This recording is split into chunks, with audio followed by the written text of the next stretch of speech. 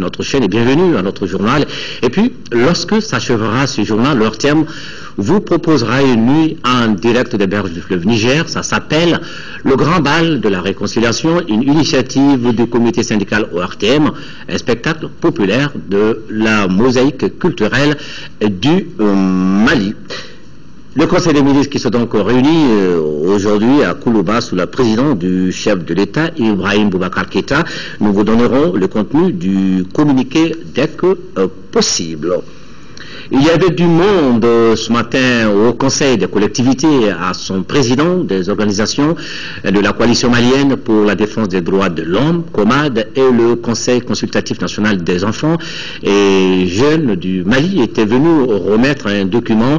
Il s'agit des recommandations issues des sessions 2013 de l'examen périodique universel tenu à Genève. On en compte au total une quarantaine portant la protection des droits humains, dont ceux des enfants. On peut retenir également la lutte contre le trafic et le travail des enfants, l'enrôlement d'enfants soldats, les mutilations génitales féminines dans l'excision. Le président du Haut Conseil des collectivités, Oumarou Ag Mohamed Ibrahim Aïdara, a rassuré les jeunes de l'accompagnement de son institution dans cette lutte en faveur des enfants et des jeunes de notre pays, le Mali. Ils étaient arrivés à Bamako, c'était le 14 septembre dernier, et 3 jours après, ils étaient opérationnels. Nous parlons ici des 106 militaires membres de la mission de l'hôpital médico-chirurgical de campagne marocaine installé ici à Bamako après 3 mois d'exercice avec un plateau technique sanitaire de dernière génération. L'action humanitaire s'achève et puisque le bilan a été jugé très satisfaisant et par les populations et par les autorités, alors il a été organisé ce matin une cérémonie d'hommage à l'intention des membres de l'équipe médicale marocaine. Ça s'est passé au stade Omnisport Modibo Keïta, site de l'hôpital de campagne qui lève le camp Garibou Pérou. Plus de 52 000 prestations, c'est le bilan de l'hôpital médico-chirurgical de campagne marocain.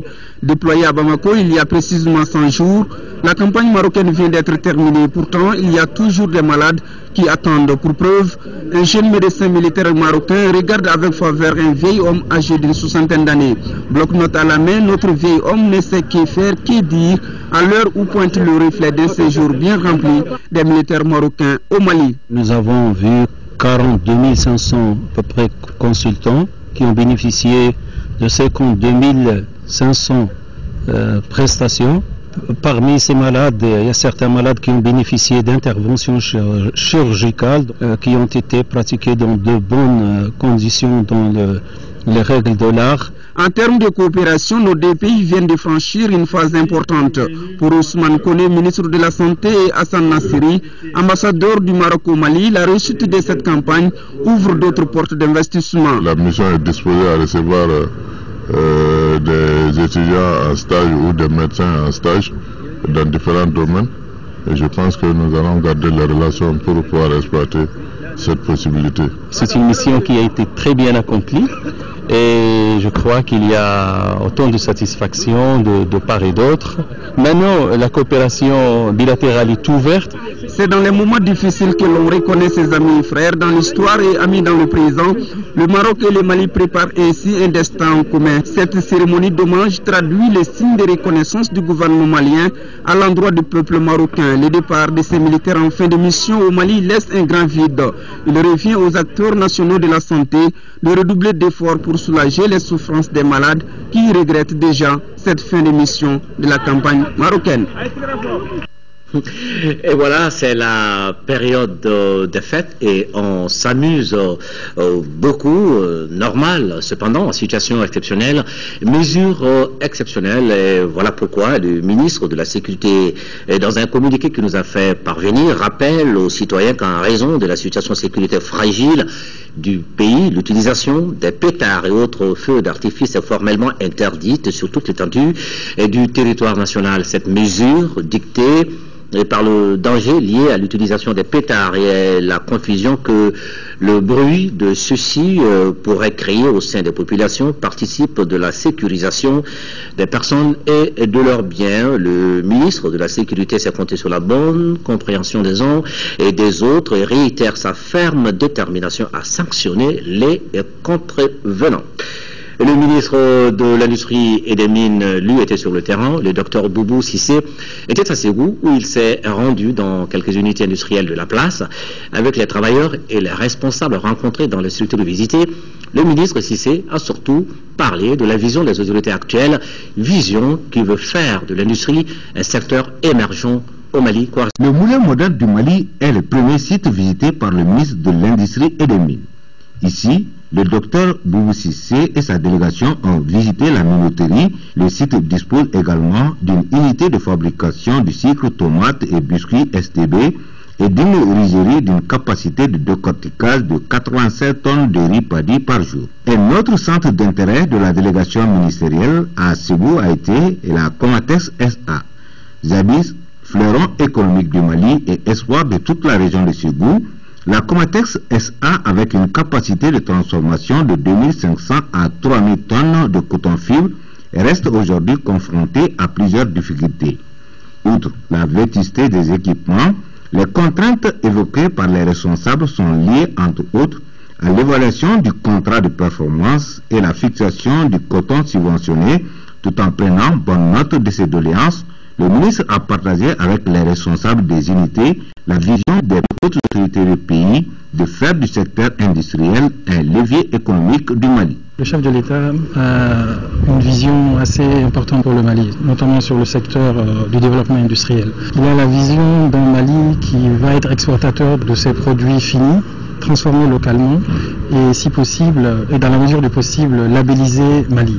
Autre point non moins important est la couverture des besoins en consommation du sucre. Au niveau de Soukala SA et de Nsoukala, le ministre Cissé a pu se rendre compte des dispositions au niveau de ces deux unités industrielles. Nsoukala semble être bien prête aussi. Elle va lancer sa production le 7 janvier. À Ségou, enfin, le ministre et sa délégation ont échangé avec les opérateurs de la place. Les mots d'ordre demeurent la promotion et l'émergence d'une nouvelle classe d'entrepreneurs capables de créer des emplois, toute chose qui passe par l'engagement et le soutien des industriels. Le théâtre de l'opération Maliba vient d'être renforcé par le GTA Sigui. Ces hommes vont participer à la concrétisation de la paix dans le nord du pays. Aussitôt arrivé, le contingent a été présenté au PC et a immédiatement reçu des ordres pour l'exécution de la mission sur le terrain. Correspondance de Daouda Zoumana Traoré. Après les Jetia, Waraba et Elou, Sigui vient de s'engager sur le théâtre de l'opération Maliba basé à Gao. Ces hommes formés à Koulikoro doivent aider leurs frères d'armes dans la sécurisation des personnes et de leurs biens sur toute l'étendue du territoire du Mali. Il s'agit pour nous d'aller relever certains. La mission que ceux-ci étaient en train de faire, nous allons poursuivre la même mission. Donc l'objectif de cette mission dans le Grand Nord, c'est de faire venir la paix. Toutes ces missions se feront dans l'ordre et la discipline. Les forces armées maliennes sont engagées pour réussir ensemble, d'où cet appel de l'adjoint au commandant du théâtre de l'opération Maliba. Maintenant, nous sommes dans la phase de l'engagement opérationnel. Donc le vœu que nous faisons ici, c'est que la même manière dont vous avez pu suivre l'instruction à Koulikoro, que ça s'est bien passé et que vous êtes là, nous espérons aussi que nous allons pouvoir conduire la mission opérationnelle sur le terrain et remplir notre contribution le temps de notre déploiement sur le théâtre des opérations Maliba. Nous, fils du Mali, nous avons le devoir de tout faire pour que notre pays puisse sortir de cette crise-là. Et n'oublions pas que nous sommes tous fils du même pays et de la même armée, les forces armées de sécurité du Mali.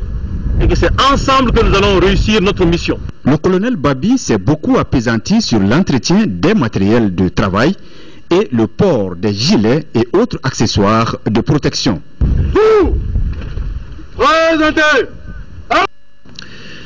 Et voilà, on se rappelle, c'était le 14 décembre dernier, et ce jour-là, un attentat visait la BMS de Kidal, et depuis la région a perdu la seule banque dont elle disposait. Il n'y a que des ruines. À sa place, des gravats qui ont reçu la visite du gouverneur et des responsables des forces armées du Mali, de l'aménagement et de l'opération Serval. Que de tristesse. Comment Kidal va vivre? Il faut une aide. Ce cri de détresse est lancé par le chef de l'exécutif régional, le colonel Adama Kamisoro, que nous écoutons au micro de Tchemoko Sagara. je voudrais tout d'abord présenter mes condoléances les plus attristées à l'aménagement et à la famille des disparus. C'est des compagnons d'armes que nous avons perdus et c'est des compagnons d'armes aussi qui sont blessés. Donc pour les blessés, je les souhaite prompt rétablissement. Et concernant ce que je viens de voir, il n'y a pas de qualificatif. C'est ignoble, c'est inhumain. Et aujourd'hui, la réalité, on ne sait pas comment Kidal va vivre. C'est à travers cette banque que tout le monde s'est ravitaillé. Que ce soit les commerçants, que ce soit les partenaires qui sont là, que ce soit nous, administration, et que ce soit les retraités. C'est à travers que cette banque-là, tout le monde avait une certaine satisfaction. Aujourd'hui, nous l'avons perdu. Mais nous demandons aux autorités, les plus hautes autorités de notre pays, de voir comment on peut envisager et pour que Kidal ne soit pas étouffé, pour que Kidal puisse vivre. Parce que vous le savez aujourd'hui, il y a déjà les entrepreneurs qui viennent de commencer, qui ont commencé aujourd'hui, les travaux de réhabilitation. Ils auront besoin d'argent. Ils auront besoin de faire des transferts. Donc nous sommes aujourd'hui dans une difficulté. Donc c'est un appel que nous lançons aux plus hautes autorités de notre pays pour nous aider comment sortir Kidal de cette situation qui nous préoccupe aujourd'hui, nos autorités. Voilà, le chef de l'exécutif régional, le colonel Adama Kamisoko, qui répondait au micro de Tchemoko Sayara. 60 millions de francs CFA seront investis en faveur de la lutte contre le mariage précoce. Ça sera dans la commune de Kondi. Nous sommes dans le cercle de Diré, en 6e région. L'initiative est de l'ONG Association malienne pour la survie au Sahel et son partenaire aide de l'église norvégienne. Pour ce faire, les chefs du village et autres représentants des différentes communautés viennent de signer une convention d'abandon total de cette pratique. Adama Djimde. À travers cette signature de convention, les différentes communautés de la commune de Kondi dans le cercle de Diré s'engagent à abandonner le mariage précoce. Ici, les filles et les femmes en général ont beaucoup souffert des conséquences de cette pratique. Selon les autorités communales, la lutte contre le mariage précoce a déjà commencé à faire tache d'huile. Durant cette année, 3 mariages précoces ont été annulés par village. Le taux de mariage précoce a été réduit de 70%. Le taux de scolarisation a augmenté inversement. Pour gagner ce pari, l'Association malienne pour la survie au Sahel et son partenaire AEN, aide de l'église norvégienne, ont dû débourser 60 millions de francs CFA. Le résultat atteint est à l'image de la stratégie de proximité adoptée. La stratégie qu'AMSS a développée, c'est vraiment la responsabilisation même des communautés. On a fait comprendre aux communautés que le mariage précoce est un fléau qui nuit à la jeune fille d'abord et c'est toute la communauté qui en souffre. Les conséquences du mariage précoce sont vraiment énormes. La mise en œuvre du programme mariage précoce est fistule exécuté par l'ONG AMSS à travers ses agents de terrain et ses relais, la mise en place des comités communaux et villageois de réflexion, la sensibilisation à travers les radios de proximité, l'information et la formation des différents acteurs a fortement diminué les mariages précoces. Seules les activités du genre peuvent redonner à la femme rurale sa dignité après l'occupation. Et puis ce communiqué du ministre de l'administration territoriale qui informe de la tenue hier, jeudi 26 décembre 2013, dans la salle de conférence de son département, de la première réunion de la commission interministérielle chargée de la gestion des réfugiés et des personnes déplacées. On prit part à cette rencontre les ministres de la Défense et des anciens combattants, de la Réconciliation nationale et du développement des régions du Nord, des Affaires étrangères et de la coopération internationale, de la sécurité, du travail et des affaires sociales et humanitaires, des Maliens de l'extérieur et de l'intégration africaine, et du ministre délégué auprès du ministre de l'administration territoriale chargé des affaires religieuses et du culte, et du ministre délégué auprès du ministre de l'économie et des finances chargé du budget. L'ordre du jour de cette rencontre a porté sur le rapatriement de nos compatriotes et qui avaient trouvé refuge au Burkina Faso, au Niger et en Mauritanie suite à l'occupation des régions du nord de notre pays. La réunion d'hier a décidé de la mise sur pied d'un secrétariat technique chargé de la gestion de tous les aspects liés au rapatriement. Le comité des donateurs du Fonds de solidarité des collectivités françaises à travers les Cités Unies de France vient en cette fin d'année de faire œuvre utile au Mali. Elle a, à travers l'Association des municipalités du Mali, offert à 24 communes frappées par la crise de sécurité en 2012 un important lot de matériel. Il s'agit entre autres de fournitures scolaires et d'équipements de bureaux. C'est un reportage de Abdrahman Maïga. Le lot est composé de matériel de bureaux et de fournitures scolaires. Cet appui est le fruit de la coopération entre l'Association des municipalités du Mali et les collectivités françaises. Par cette donation de 35 millions de francs CFA, les Cités Unies de France accompagnent une vingtaine de communes des régions de Mopti, de Tombouctou, de Gao et de Kidal dans leurs efforts de développement. Face à la catastrophe que nous avons connue au cours des mois passés, en discutant avec nos collègues, et en leur demandant de s'insérer dans notre programme d'appui 200 collectivités du Sud, soutien 200 collectivités du Nord, les collectivités françaises ont réuni des ressources et constitué un fonds qu'ensemble elles ont confié à notre association sœur là-bas, Cité Unie France, pour gérer le fonds. Donc aujourd'hui, c'est une partie de ce fonds que nous avons investi dans l'achat de matériel scolaire et de matériel de bureau pour 24 collectivités du Nord. Par ces pressants, les Cités Unies de France appuient également le Mali à réussir le pari de la décentralisation amorcé en 1996. Et une des conditions de ce processus demeure l'offre de services de qualité aux populations rurales. Cette remise officielle de matériel didactique et de bureaux nous va droit au cœur et ne fait que nous satisfaire. Parce qu'après cette crise qu'on a connue, je vous avoue que tout est à reprendre. Toutes nos écoles ont été dépourvues de tout le mobilier dont ils disposaient. Ce don s'inscrit dans le cadre du projet 200 communes du Nord appui 200 communes du Sud, lancé par l'Association des municipalités du Mali il y a de cela un an. L'initiative a pour but de donner à ces entités décentralisées une plus grande opérationnalisation. Ils ont battu le pavé ce matin de la place de la République au monument de l'indépendance. Ces membres du collectif pour la défense de la République manifestaient par cette marche leur exaspération face à la situation confuse qui règne à Kidal. Et dans la déclaration qu'ils ont rendue publique à l'issue de leur procession, ces jeunes qui exprimaient en même temps leur soutien au gouvernement malien exigent la libération sans condition de l'ensemble du territoire national. Ils fustigent toute idée de partition du Mali. Mohamed Diarra. Des jeunes regroupés au sein d'un collectif ont battu le pavé pendant 2 heures d'horloge. Ils manifestaient ainsi leur soutien aux autorités maliennes dans la gestion de la situation du pays. Les marcheurs demandent ainsi la présence effective de l'armée malienne sur l'ensemble du territoire, scandant des slogans relatifs à l'indivisibilité du Mali et à la préservation de notre souveraineté. Les jeunes patriotes disent non aux négociations avec les groupes armés. Tant qu'ils possèdent des armes en main, il n'y a pas question de négociation. On ne négocie pas avec quelqu'un qui a les armes.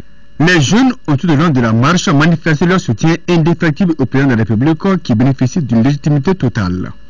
IBK, agissant conformément à la volonté populaire, a le droit au soutien de la population que nous sommes en train de témoigner aujourd'hui à l'endroit du peuple malien et de la communauté internationale. Donc c'est le peuple qui a mandaté IBK de porter à la connaissance du monde entier que nous sommes attachés à notre unicité, que nous sommes attachés à notre souveraineté et que nous sommes attachés à notre droit de disposer de notre terre et de notre politique. Des figures de la lutte pour l'indépendance de notre pays ont tenu à saluer cette initiative des jeunes. La marche est partie de la place de la Liberté au monument de l'indépendance. Sur place, Le porte-parole du collectif a fait une déclaration dans laquelle il demande la solidarité renforcée de la communauté internationale pour la gestion de la crise dans le septentrion malien. Le gouvernement malien qui décide de consacrer 15% du budget national à l'agriculture, une décision qui vise à faire de ce secteur un véritable outil de lutte contre la pauvreté et l'insécurité alimentaire. L'augmentation du budget du secteur agricole était justement au centre de la deuxième session du comité de pilotage du Fonds national d'appui à l'agriculture. C'est un reportage de Bourama Traoré. Le Mali donne encore un bon exemple en Afrique en consacrant 15% de son budget à l'agriculture. Notre pays va donc au-delà des engagements pris par les chefs d'État et de gouvernement à Maputo et Mozambique en 2003 d'allouer 10% de leurs ressources budgétaires nationales à l'agriculture. La nouvelle décision du gouvernement malien réjouit les membres du comité de pilotage du Fonds national d'appui à l'agriculture. Réunis pour leur deuxième session, ils réfléchissent à la mise en route de ces fonds. Au Mali, comme dans la plupart des pays ouest-africains, l'agriculture semble être le parent pauvre des circuits de financement classiques, contrairement au secteur tertiaire et secondaire, qui bénéficient respectivement de 70% et de 19% des financements. Les facteurs qui occasionnent ce paradoxe sont multiples, mais à l'évidence, on note une grande méfiance, voire un déficit de confiance des banques vis-à-vis du secteur primaire, où les risques sont jugés trop élevés. En allouant 15% du budget national à l'agriculture, le gouvernement veut pallier le déficit du financement du secteur agricole. L'engagement gouvernemental contribue également à réaliser le premier objectif du millénaire pour le développement, à savoir réduire de moitié la pauvreté et la faim d'ici à 2015. L'esprit d'une telle dynamique de multi-acteurs, producteurs, fournisseurs d'intrants, commerçants, banquiers, autorités locales, peut potentiellement entraîner le passage d'une agriculture de subsistance à une agriculture d'entreprise moderne, créatrice d'emplois et génératrice de prospérité. L'exemple malien doit inspirer afin de réaliser l'autosuffisance alimentaire en Afrique. 10 ans après la déclaration de Maputo, le résultat n'est pas flatteur. Moins de 10 États sur les 54 qui comptent l'Union africaine ont atteint cette barre symbolique de 10% consacrée à l'agriculture. Et nous restons dans le chapitre agricole avec l'ONG Alliance au Mali pour l'environnement, Amen, et qui vient d'expérimenter la riziculture à Diaby. Diaby, c'est dans la commune rurale de Sio, dans la région de Mopti. Il s'agit de tester l'association de la culture du riz et l'élevage de poissons sur une même surface. Les deux sites choisis pour cette première année font environ 300 mètres carrés. La première javel du riz à maturité vient d'être coupée par le directeur du projet et les représentants des partenaires régionaux.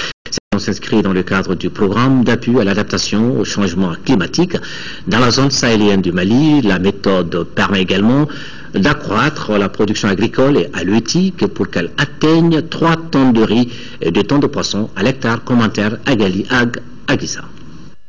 La riziculture et la pisciculture font bon ménage. Cela vient d'être démontré par l'ONG Amen à Diaby dans la région de Mopti. Cette pratique qui combine la culture du riz à l'élevage des poissons vise à initier 60 paysans des localités de Diaby et Medinakoura aux pratiques de la riziculture. Le temps de la première opération qui consistait à récolter le riz vient d'être donné. Le coût d'essai a été le coup de maître. On a atteint nos objectifs parce qu'on avait prévu au niveau de 1 hectare de faire 3 tonnes de riz et 2 tonnes de poissons. Nous avons ici 5 étangs qui totalisent à peu près 1150 mètres carrés. Ça nous permet déjà, avec les résultats qu'on a ici pour le rendement du riz, d'être totalement satisfait. Cette expérimentation sur 2 sites a plusieurs avantages. La riziculture est une activité certes contraignante mais très rentable. Elle permet aux communautés bénéficiaires de s'épanouir. Les populations ont des protéines animales et des protéines vitales. Ça va augmenter la sécurité alimentaire de la région de Mopti et aussi ça permet de lutter la dégradation des terres et surtout aussi une gestion rationnelle de l'eau. La végétation des terres peut accroître la production, d'autant plus que ça va jouer sur le rendement positivement et ça va augmenter les rendements en l'hectare. Financé par le Royaume de la Norvège, le programme d'une durée de 2 mois suscite beaucoup d'engouement au niveau du monde rural. C'est pourquoi l'ONG Amen reste disponible pour prolonger sa durée en vue d'étendre la technique et d'agrandir les surfaces cultivables à Mopti. Maintenant, ça pourra être reproduit à grande échelle. Et puis pourquoi pas penser, rêver d'un programme sur 2 ans ou 3 ans qui va avoir une enveloppe financière beaucoup plus conséquente et importante. En tout cas au Mali, ce ne sont pas les potentialités agricoles et piscicoles qui manquent. Pour preuve, le cercle de Mopti dispose à lui seul plus de 30 000 hectares mal exploités.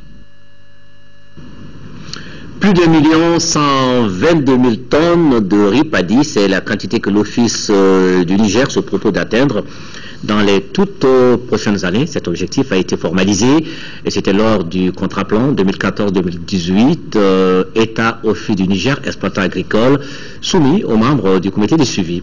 La session tenue ce vendredi même à Ségou devrait valider le document dont la mise en œuvre s'élève à plus de 483 milliards de francs CFA. C'est un reportage de Candicila.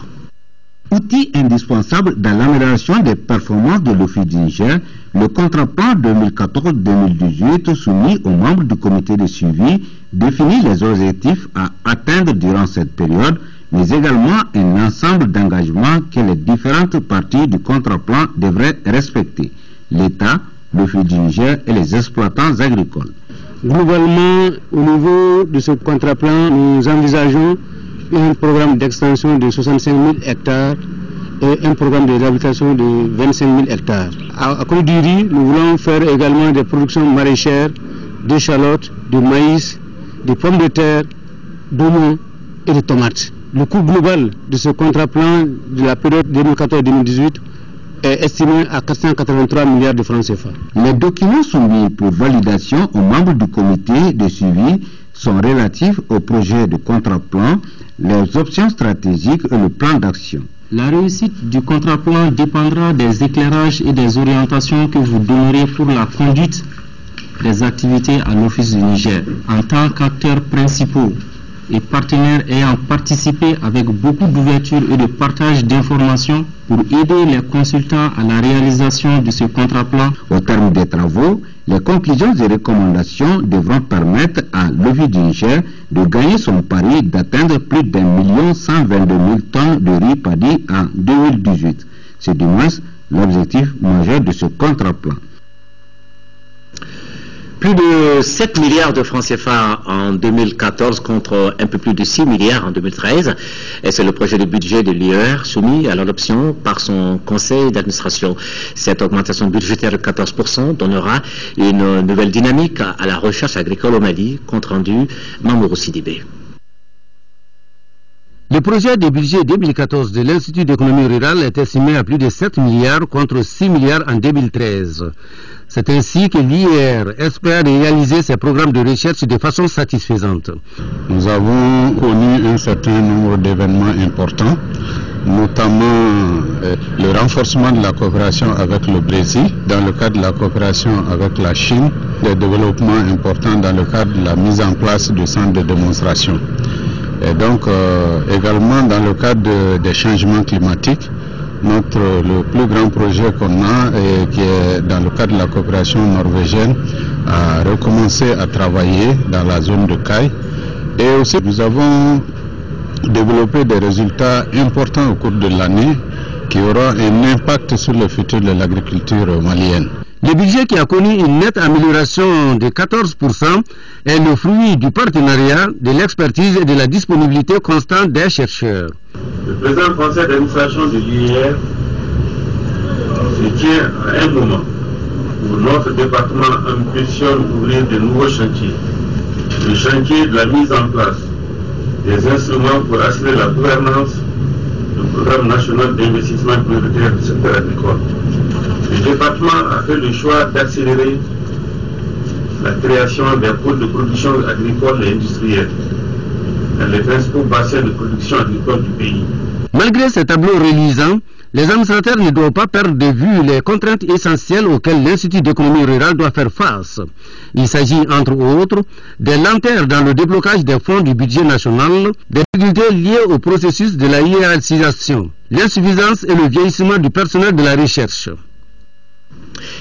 Les travaux de la 30e session du Conseil d'administration du Fonds auto-renouvelable pour l'emploi phare se sont tenus aujourd'hui au siège de la structure. Phare mène plusieurs activités, notamment le cautionnement et la garantie des projets des jeunes. L'exercice est purement budgétaire, ce qui fait ressortir qu'en 2013, le budget s'élevait à 465 millions de francs CFA contre 700 millions en 2014 comme prévision. Issou Diakité. Cette 30e session du Conseil d'administration du Fonds auto-renouvelable pour l'emploi est essentiellement budgétaire. Les administrateurs feront le bilan de l'année écoulée, ensuite faire des projections en termes d'activité et de financement des projets. Les administrateurs se réjouissent des réalisations faites en 2013, ce qui les motive à s'intéresser aux perspectives. Le programme d'activité vise non seulement à répondre aux soucis de consolidation des acquis, mais aussi et surtout à développer des actions s'inscrivant dans le cadre de la promotion de l'auto-emploi à travers l'appui à la création des petites et moyennes entreprises et la promotion des entreprises existantes. Toutes choses qui participent efficacement à la lutte contre le chômage des jeunes. Ainsi, en 2014, il est programmé la création et ou le développement de 70 PME-PMI avec la création ou la pérennisation de 150 emplois permanents pour un montant de 170 millions de francs CFA.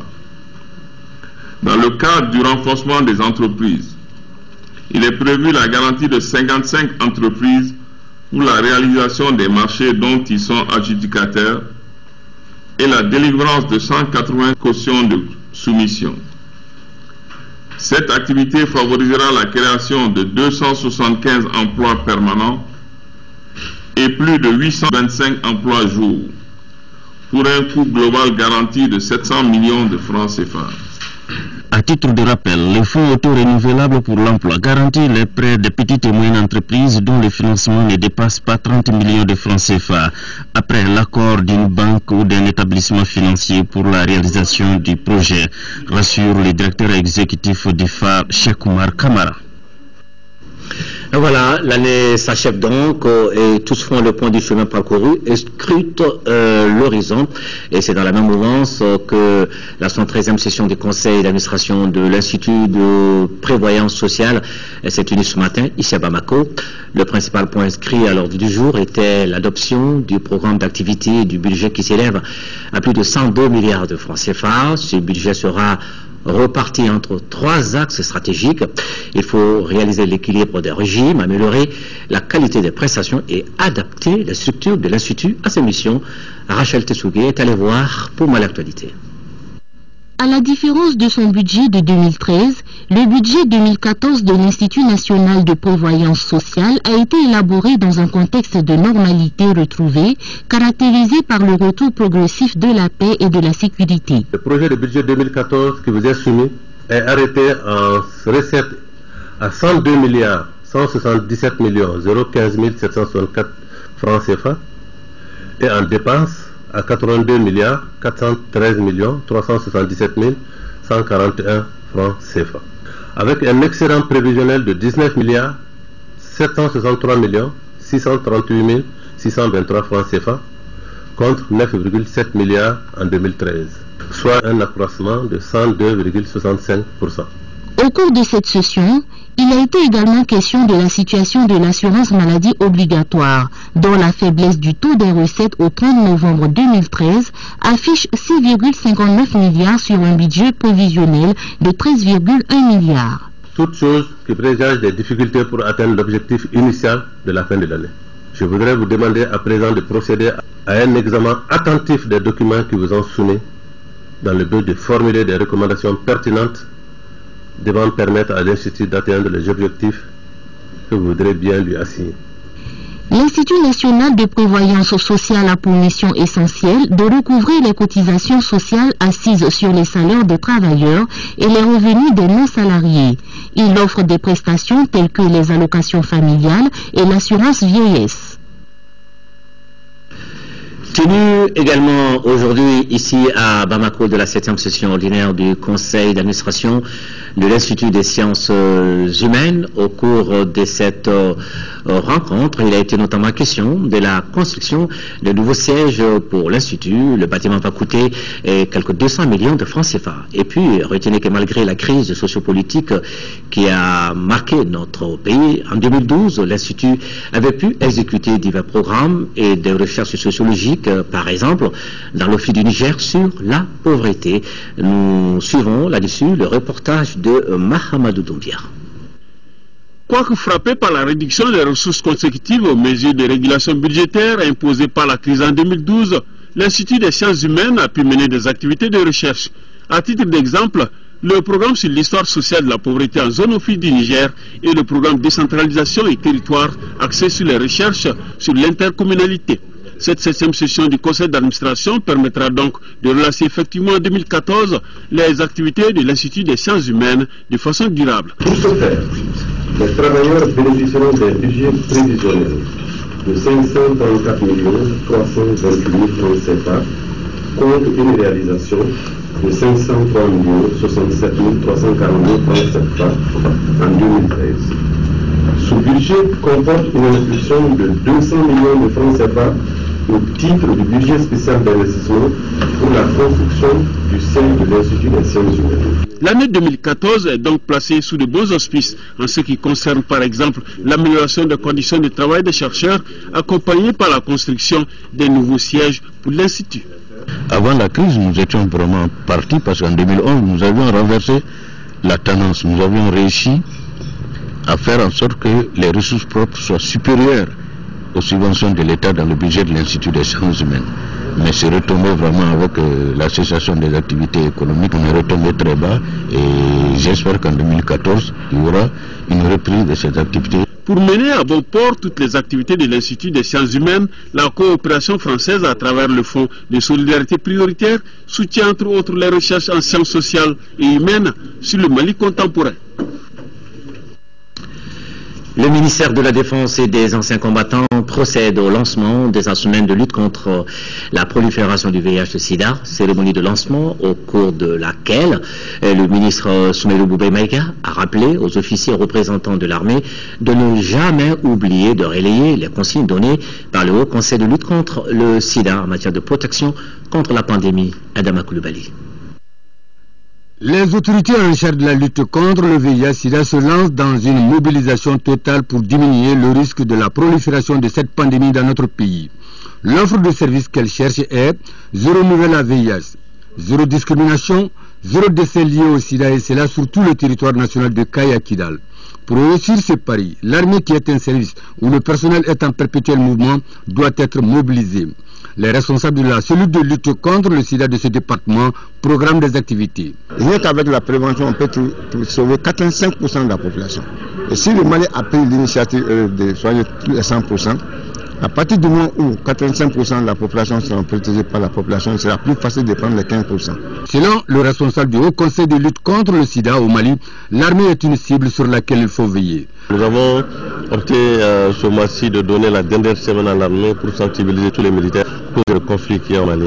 Avec les conflits que nous avons l'armée malienne, donc tous les éléments maliens, mais nous avons également une forte présence des militaires de l'étranger qui sont là pour nous appuyer. Donc nous devons prendre toutes les dispositions, car dans les régions du Nord, vous avez des régions qui sont fortement précarisées. M. Sen a salué les autorités du pays, les hommes de services de santé et les ONG qui se battent nuit et jour afin de pouvoir gagner le combat contre la prolifération du VIH-Sida. Le ministre Soumaïlou Boubé Maïga a rappelé aux officiers de ne jamais oublier de relayer les conseils. Bien dans sa tête, bien dans son corps, tel est le thème retenu par les femmes vivant avec le VIH-Sida et Arc-en-Ciel pour de véhiculer des messages sur cette maladie et combattre la stigmatisation. Khadija Toukouné. Pour lutter contre le sida et montrer que cette maladie n'entrave pas la beauté de la femme, les femmes vivant avec le VIH-Sida à travers l'Arc-en-Sida ont organisé un défilé de mode en tenue traditionnelle pour véhiculer des messages, des témoignages de souffrance. Sont confrontés quotidiennement aux conséquences de la réputation, divorce, stigmatisation, et discrimination. C'est un réel plaisir pour nous de vous accueillir pour cette 12e session du défilé du mode traditionnel des femmes vivant avec le VIH-Sida. Lutter efficacement contre la stigmatisation et la discrimination envers les personnes vivant avec le VIH-Sida demande de l'ingéniosité et nécessite des actions innovantes. Le ministre de la Promotion de la Famille, de la Femme et de l'Enfant et son homologue de l'Artisanat et du Tourisme ont trouvé que cette mobilisation des femmes séropositives est une victoire psychologique contre la stigmatisation, l'exclusion et le tabou. Aujourd'hui, bon nombre de femmes séropositives maliennes acceptent leur corps malade, l'embellissement et vivent positivement leur vie avec le VIH. Au nom de la première dame de la République du Mali et aux miens propres, je vous remercie pour toutes les actions d'information et d'éducation que vous avez menées et qui demeurent pratiquement aujourd'hui le seul vaccin disponible pour arrêter ou au moins amondir le taux de nouvelles infections. Le représentant du ministre de la Défense et des anciens combattants, qui est le parrain de cette semaine, a réaffirmé le soutien de son département pour combattre cette maladie. La Croix-Rouge malienne du Croissant Rouge veut mieux faire connaître la loi relative à l'utilisation et la protection de son emblème. Elle vient à cet effet d'organiser une journée d'information et de sensibilisation. C'était à l'intention des acteurs clés de l'administration, des ONG et de la société civile de Sikasso. Il s'agit de promouvoir la loi et le respect de son application. Correspondance Daouda Diakité. Au cœur de cette journée, l'information et la sensibilisation des acteurs clés de l'administration, des ONG et de la société civile de Sikasso sur la loi relative à l'utilisation et la protection de l'emblème de la Croix-Rouge et du Croissant Rouge. L'emblème de la Croix-Rouge est fait pour protéger ou pour indiquer. C'est-à-dire protéger dans des situations de conflit armé, est-ce que ce soit les blessés, que ce soit les employés de la Croix-Rouge, que ce soit les volontaires qui travaillent sur le champ de bataille. C'est pour les protéger. Ensuite, indiquer en temps de paix que quelqu'un travaille pour la Croix-Rouge où un matériel appartient à la Croix-Rouge. La vulgarisation de la loi et son appropriation par les acteurs chargés de son application devra contribuer à la réduction des difficultés pour le personnel et les volontaires de la Croix-Rouge et du Croissant Rouge dans ces interventions en cas de crise. Le plaide ici d'inviter l'ensemble des participants à suivre avec assiduité la journée de promotion de la loi 09-018 relative à l'utilisation et la protection de l'emblème du mouvement international de la Croix-Rouge et du Croissant Rouge. Ces emblèmes ayant pour objectif de protéger les blessés, malades, les civils en temps de conflit armé. L'historique du mouvement international de la Croix-Rouge, son emblème, les principes fondamentaux et ses missions ont été aussi largement développés au cours de la journée. Sport foot, championnat national, deux rencontres se sont jouées hier au compte de la 5e journée. Le Djoliba AC s'est imposé 3-1 devant le Devo Club de Mopti et victoire de la Real 4-1 face à El Huij d'Agalok. Le compte rendu des deux matchs avec Al-Jumatina. Véritable démonstration offensive de l'AS Real en noir et blanc face à AS El Huij d'Agalok. Les Scorpions qui alternent le bon et le moins bon en ce début ont reçu à inscrire 4 buts dans cette rencontre. Pour cela, le Real pouvait compter sur l'efficacité de son goleador Moussa Kono Kofi. Des retours de suspension qui signent le triplé. 3e, 6e sur penalty et 38e minute. Malgré la réduction des jaunes d'El Huij à la 24e minute par Aliou Cissé, l'essentiel était déjà fait en première mi-temps par les Realistes, qui vont saler la note par un 4e but marqué par Seydou Sanogo à la 72e minute. L'ère du réveil semble ainsi sonner pour les Scorpions. Avec 8 points désormais, le Real peut entrevoir la suite avec optimisme. Pendant qu'AS El Huij, avec 3 points, perd de plus en plus d'espoir dans l'optique du maintien. Autre formation qui aura du mal à se maintenir, c'est bien le Devo Club de Mopti. Ainsi, les journées se suivent et se ressemblent pour la Lanterne Rouge, qui n'a pas pu tenir la dragée dans ses matchs contre le Djoliba Athletic Club, victorieux 3-1. Samba Diallo, dès la 7e minute, concrétise la domination des Rouges de Bamako. Drissa Balo, d'un joli tir enveloppé à la 32e minute, double score pour le Djoliba Athletic Club à la pause. Comme si cela ne suffisait pas, les Rouges poussent en seconde période et marquent un dernier but à la 61e minute. Un contre rapide joué à 3 permet à Amara Malé de s'illustrer. Vers la fin du jeu, le petit relâchement de l'équipe Djolibis permet au Debo Club de réduire la marque grâce à un but contre son camp d'Ousmane Keita. Avec 12 points, le Djoliba Athletic Club affiche ses ambitions pour le titre. C'est là en présence de son tout nouvel entraîneur, le Marocain Chili Abdelazak. Et puis cette autre nouvelle sportive, un match de gala pour la paix et la réconciliation qui se joue demain samedi. Et ce sera au stade Modibo Keïta à partir de 16h.